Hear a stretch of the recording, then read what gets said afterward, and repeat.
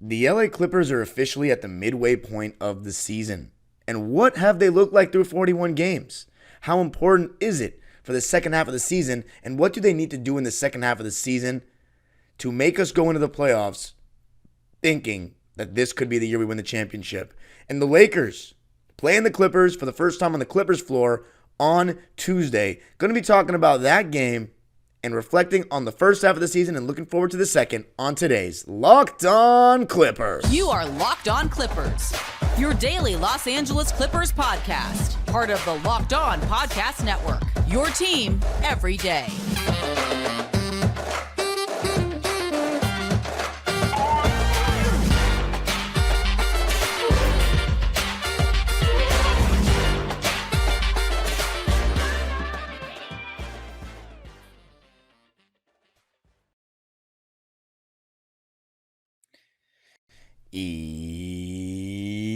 Yes, sir. You are locking in with the Clips. Thank you for making Locked On Clippers the first listen of your day, your team every day. I'm your host, Darian Vaziri, born and raised in LA and in my 19th season as a Clipper fan. You can also follow me on Twitter and Instagram at DimeDropperPod and subscribe to my own YouTube channel, Dime Dropper, where I posted a video of my experience at the Nets game. It was amazing on Sunday afternoon. And of course, Locked On Clippers, free and available wherever you get your podcasts, including YouTube, where I want you to let me know your score prediction for the Laker game against the Clippers on Tuesday. And this episode is brought to you by FanDuel, America's #1 sports book. Visit FanDuel.com/lockedon to place your bets for anything, including the Clippers to win the championship, and those odds are only getting better. And we'll be talking about the way the Clippers have played in the first half of the season, since it's now officially the halfway point. We've played 41 games, so we'll reflect on the first half of the season and then look at the second half of the season, what the Clippers need to do to prove that going into the playoffs, they should be considered as serious a championship threat as anyone. But before we do that, let's get into the big one. Lakers, Clippers. The Battle of LA, the Hallway Series. Well, it's the third game this season that we've played against them, and we are 0-2 this season against them, which is a huge change from the 11 straight wins that we had against them in the Ty Lue era. But our matchup against them has gotten worse. We lost some of the big forwards that we used to throw on LeBron James. The Lakers have added more size because before, a lot of these years with 2-1-3, they've had smaller guards like KCP, Avery Bradley, Pat Bev even last year. Guard, Kawhi Leonard, Paul George, Dennis Schroeder's of the world, KCP. I don't know if I mentioned him already. These guys weren't going to stop Kawhi and Paul, but now they have bigger guys, Cam Reddish, Christian Wood, Rui Hachimura, Taurean Prince, Jared Vanderbilt. So these guys are going to help their matchup against the Clippers. But that being said, the Clippers are a far better team. The Lakers are a 500 team right now. They have won 3 of their last 4 games. And D'Angelo Russell is someone I think the Clippers need to be very careful about on Tuesday, because not only did he play really well in the second half against us last time, he's been playing really well of late. He just had a season high with 30-plus points. I forget the exact number. But he's also shooting over 50% from the field and 48% from 3 in the last 8 games, and he's averaging 22 points and 6 assists in the last 8 games. He's back in the starting lineup, so I think the Clippers need to be very careful with him. No LeBron James, though. He'll be out with the ankle injury. I think that's complete load management. I watched him up by 20 points and playing fourth quarter minutes on Sunday against the Blazers. So I'm not going to go as far as saying he's ducking the Clippers or anything like that, because he's won 2 games against us, and he played a great defense on Kawhi last time, so I'm not going to hate. But I will say the Lakers, LeBron, choosing to sit this one out, it's kind of weak to me. And I get it. The Lakers want to preserve LeBron. But look, they have no room to flirt with the standings. So this game, we're now in the second half of the season. They're 22-22. They're in the play-in range at the 9th seed. If we were going with traditional 1 through 8, they wouldn't even be in the playoffs if it started today. So every game is important for them. So LeBron sitting out, I get it, playing for the long haul, but if it's all for a second-round exit or a first-round exit, or, I'd love if it was a play-in exit, then it's all for naught, I guess. But, you don't want LeBron to get a serious injury. I get it. Who cares about them? Clippers need to win this game. Whether LeBron was playing or not, we've lost 2 games to these guys this season. Let's get the job done and show we're the better team. Kawhi Leonard had a complete stinker against them last time, and everybody was just missing threes. The Clippers are one of the best three-point shooting teams in the league. We need to generate good shots, and I think that's going to be easier without LeBron, who did a good job on Kawhi. So as far as the starting lineup for the Lakers, I think we see Anthony Davis, D'Lo, Reeves, Rui Hachimura. If Taurean Prince is healthy, Taurean Prince, but he didn't play last game, so then Cam Reddish in his stead. I think the Clippers should absolutely eviscerate that. They'll probably have Rui or Vando, depending on who's starting, guarding Kawhi, and then Reddish guarding Paul George, and then Taurean Prince guarding Harden. If they have Taurean Prince and Hachimura and Reddish starting, all three, alongside... Oh, no, they can't because AD, D'Lo, and Reeves are guaranteed to get 3 of those 5 spots. So they're going to have to start 2 of Vando, Rui, Hachimura, or Reddish. Vando, Rui, Hachimura, Reddish, or Prince. 2 of those 4. And you know what? One of their guards is going to be Austin Reeves. I think he's going to be guarding James Harden. So hopefully James Harden can take advantage of the pick and roll. It'll be interesting to see if the Lakers are willing to switch D'Lo on a Harden, because they've been very resistant with switching D'Lo on a good offensive players recently, which I think has been to their benefit. But with that starting lineup, with Reeves, AD, and D'Lo guaranteed a spot, and you can only fit in 2 of Rui, Vando, Taurean, and Reddish, you're going to have a weaker defender guarding Harden.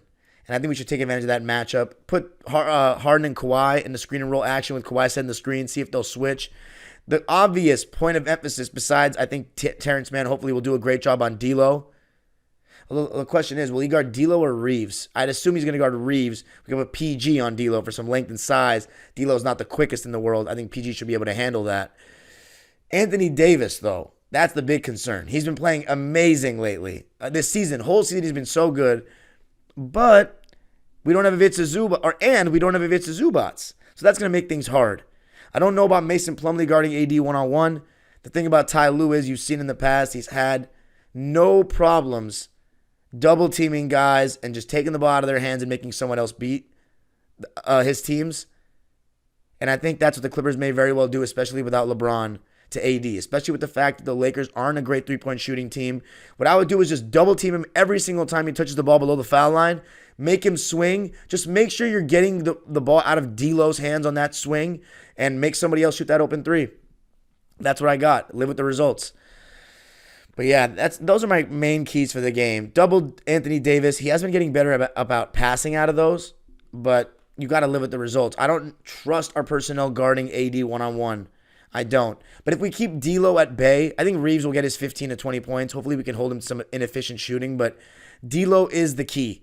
He is the guy that if he gets hot, we're in trouble. But at the same time, hopefully we can generate a lot of open shots and open threes. D'Lo or AD is going to probably try to switch on to Harden and try to disrupt the pick and roll action, because Mason Plumlee and Daniel Tice, they really won't post up. But hopefully we can see some 5-out Clippers. Although, can we do that against AD? That's the question. So I don't know if we can do that closing lineup we did last time. I hope Russ calms down, though. He can't just go 100 miles per hour, I want revenge type of deal. And we need to win this game. There should be a sense of pride. I know it's not about beating the Lakers, but we have lost to them twice.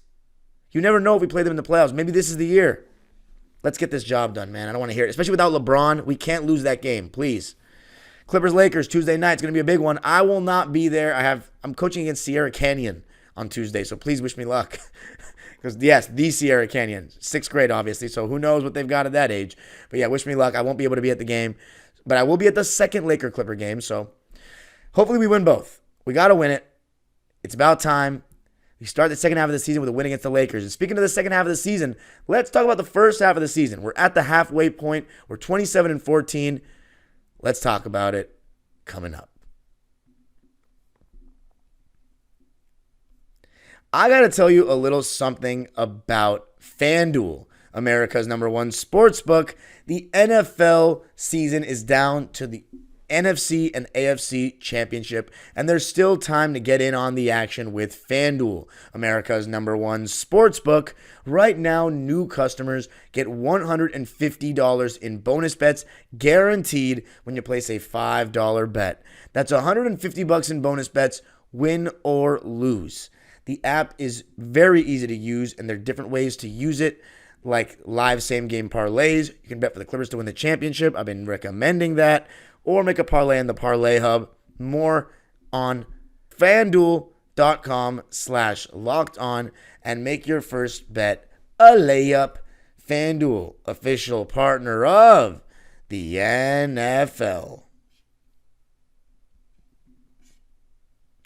Locked On has launched the first ever national sports 24/7 streaming channel on YouTube. Locked On Sports Today is here for you 24/7, covering the top sports stories of the day with the local experts of Locked On, plus our national shows covering every league. Go to Locked On Sports Today on YouTube and subscribe to the first ever 24/7 national sports streaming channel. Clippers-Lakers begins the second half of the season for the Clippers. Right now, the Clippers at the halfway point are 27-14, 18-4 at home, 9-10 away from home. James Harden is leading the team in assists with 8.5 a game. Kawhi Leonard and Paul George are only separated by a decimal point in PPG. Kawhi at 23.7, Paul at 23.6. It'd be nice if Kawhi can get to 25 per game by the end of the season, maybe. Doesn't really matter as long as the team's winning. But let's just talk about the halfway point of the season. What a roller coaster it's been. And by the way, if the Clippers beat the Lakers, they'll have a 28-14 record. In the 2013-14 season, we also had a 28-14 record through 42. Why is that significant? Well, that is the best team we've ever had in the regular season. 2013-14 Clippers, 57-25. Now, the best record we've had at this point of a season, that's 2012-13 Clippers that had the December to remember. We were 32-9. So I'm not getting, again, super excited about the regular season record. It's about the process that's very good. But that's why I'm not jumping out the window. I've seen 32-9. I can't get super excited till the playoffs. I just can't. But am I seeing championship habits, tendencies? Absolutely. Let's look at how we got there, right? It all started with training camp and the seriousness in which the Clippers seemed to take it. They were all smiles, but Ty Lue kept saying, we're going to take the regular season seriously this year. We got to respect the regular season. And from the first game against Portland, you're thinking, this opening night, the Blazers are going to be energized. Ayton maybe have a point to prove. And the Clippers came out and destroyed them. Next game, San Antonio destroyed them. Orlando destroyed them. This is before James Harden's even on the team. Totally different attitude from last year. Then, of course, James Harden comes. You put the big four together in the starting lineup, it looks like a disaster. 5 straight L's to begin the James Harden tenure. Everyone's going nuts. I was like, we have to make a change or this is going to be a complete disaster. Even though, obviously it was not for the Harden trade because I didn't know how Russ and Harden and all those would coexist. But I didn't think that we'd have a starting lineup change. I thought we were going to be able to skate on by and just be a 3 or 4 seed throughout the regular season with those 4. But in the playoffs, it just wasn't going to be a great blend. But when Westbrook went to the bench, it really changed everything. We were 3-7 before that. And ever since that move, we are 24-7. We've won 24 out of our last 31. I mean, we've been like the hottest team in the league. And everything's changed. I mean, James Harden has been able now to do what he needs to do, what he wants to do, and that's have the ball in his hands. That is control the game. And he's been doing a great job of actually getting the most out of everyone. There's no one that's been minimized due to James. Actually, Westbrook, you can say. But that's, and maybe a little bit Norman Powell. But Norman Powell still fits in like a glove, right? He's still doing his thing. He still has a campaign, in my opinion, for 6th Man of the Year that's budding. But Russell Westbrook, he's probably the only one that's really been minimized. I think Kawhi Leonard has been great. I think he's had more legs to close games, even though his defensive responsibility has increased, and he's been amazing, stepping up defensively without Rocco and Nico. And then you see Amir Coffey enter the fray, and he's been fantastic. And then let's not forget the addition of Daniel Tice. Mason Plumlee was out, he came in right away and he's been an absolute revelation. And then on both ends of the floor, by the way, even though he's a small, undersized center, he contests everything, which obviously allows him to get dunked on here and there. But he's averaging a block a game when he plays 17 minutes. I love his activity. And he's even given us the ability to switch at times with him onto the perimeter. So shout out Daniel Tice. And then PJ Tucker getting pulled out of the rotation and replaced by Kobe Brown and now eventually Amir Coffey. I think it's been great. We've gone through the experimental period. We have not load managed this season. The health has been the best part of everything. And the Clippers are starting to actually play games consecutively with PG and Kawhi. And that was always going to be a good team. But now you had James Harden in the mix. You had a Russell Westbrook who's completely sacrificed and bought in and been a model citizen with insane energy every single game damn near. I mean, it's the first ever Clippers super team. Kawhi is playing excellent ball. You got Westbrook and Norm off the bench. And Ty Lue is doing a great job right now controlling everything. It's been a great first half of the season. Better than I expected. But that I think this was out of the question with a healthy Kawhi and Paul? No way. I have a lot of confidence in those two guys that when they're healthy, Clippers can win games if Ty Lue is on the right kind of stuff in terms of decisions. And I think this time he has. And I would be very, very poor in my job if I'm talking about the first half of the season for the Clippers and I don't mention the play of not just Kawhi, Paul, and Harden and Russ, but Zubats. Zubats has been amazing. James Harden has helped him get easy baskets in the pick and roll, but his rim protection has been excellent. His rebounding has been fantastic. He's playing with much more confidence since James Harden has come and given him a couple extra easy buckets a game. And then you also have Terrence Mann, who's starting to find that three ball in this new year. Things are looking up and coming up. Going to be talking about the second half of the season. What needs to be shown by the team to go into the playoffs in the right position? What is the right position? Going to be talking about that coming up. I got to tell you a little something about Prize Picks. Prize Picks is the best daily fantasy sports platform in North America. And here's how it works. All you got to do is pick more than or less than on 2 to 6 player stat projections and watch your winnings roll in. And with basketball season and football season still going on simultaneously, you can now pick combo projections across both leagues. So, for example, you can go with Patrick Mahomes passing yards, and then you can also go with James Harden assists, and I'm hoping you're taking the more on that. Want to play alongside some of Prize Picks' favorite players like rapper Meek Mill, comedian Andrew Schultz? You can now find community plays under the promos tab of the app to view entries from some of the biggest names in the Prize Picks community each week. And Prize Picks even offers a reboot policy so your entries stay in play even if one of your players gets hurt. What an amazing luxury to have. All you got to do is go to prizepicks.com/LockedOnNBA and use code LockedOnNBA for a first deposit match up to $100.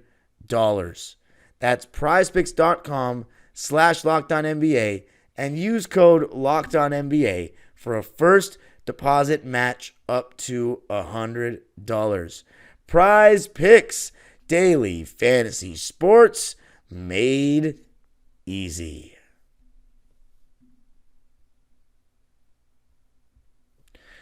All right, so to close out the show, let's talk about the Clippers. And here's the thing about the Clippers. The second half of the season, what they have to show is that they're every bit of this team that they're showing right now.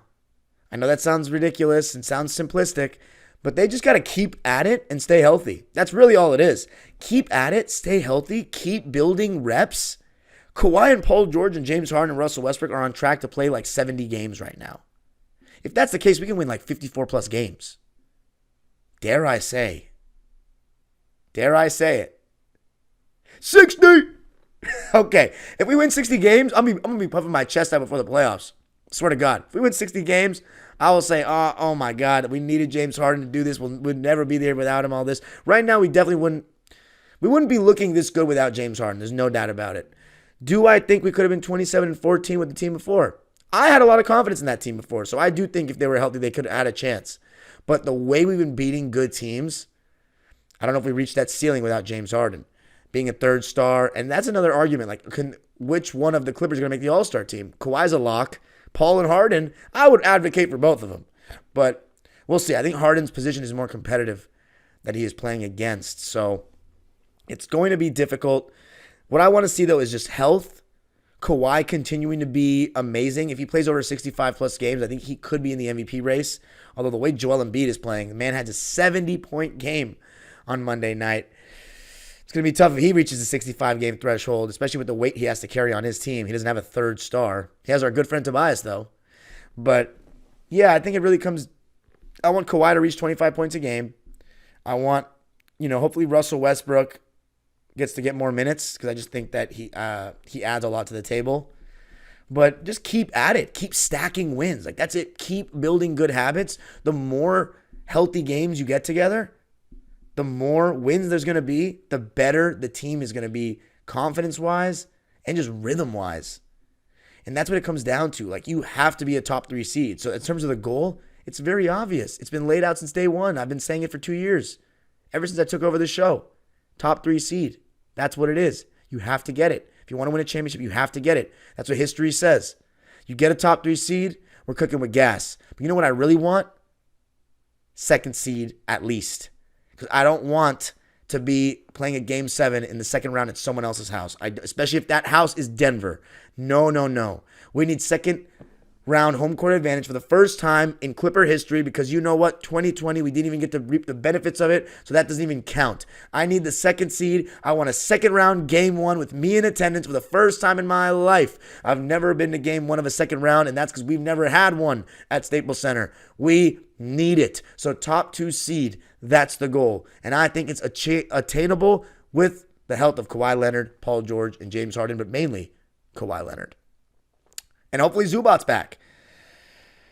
Is there going to be a trade? I really don't know. I've heard no rumblings of anything like that. I don't know if the Clippers stay put at the deadline. They do always make some kind of little move. I think they might. But I think as of now, there's other teams that need moves more than we do. But that's it for this one. Go Clippers. Big game against the Lakers. You can follow me on Twitter and Instagram at DimeDropperPod. Subscribe to my own YouTube channel, Dime Dropper, where I will be live directly after the Laker game against the Clippers. And I'll also maybe be broadcasting the game live on the Pro Sports Fans app. So I'll be watching the game live on that app. So download that if you want to see my reactions live to a game. You can hear your thoughts during the game. Then, of course, Locked On Clippers. You already know the drill. Make sure you subscribe to all Locked On NBA channels, Locked On channels in general, Locked On NBA, the podcast, and of course, Locked On Clippers, the only 5-day-a-week Clipper podcast. Let me know what you thought of the episode. Let me know your score prediction for this game. Why don't you let me know your record prediction for the second half of the season? I'm still trying to read your comments. I appreciate everybody that's been commenting throughout the season. Even if I disagree with you, thank you for adding to the engagement. We really are doing well right now here at Locked On Clips, and I want to see it continue because we really have the most loyal fan base in the NBA, and I will die on this hill with that. So please keep supporting. We're almost at 5K, and I want to keep surpassing these other NBA teams. I want to keep showing them what Clipper Nation is all about, and we are the real deal as a fan base. And you know who's going to find that out the hard way on Tuesday night? The Lakers. Please, if you're in attendance, be loud. I know somebody, at least one person that's going to the game on Tuesday is going to be listening to this on your drive to work or driving to the game. And I'm encouraging you to please take it like a playoff game for the night in terms of voices, in terms of loud. Because Laker fans, you know how annoying they can be. They're going to try to make it theirs. And you know what? If we blow them out like we should without LeBron, get loud, get ignorant, get proud. Make them mad. Get extra loud on those free throws when they boo. Get those MVP chants for going for Kawhi. Show them whose home game it is. 207. First 207 game versus Laker fans. I'm hoping to see my section packed to the brim. The age-old proverb continues. Go Clippers.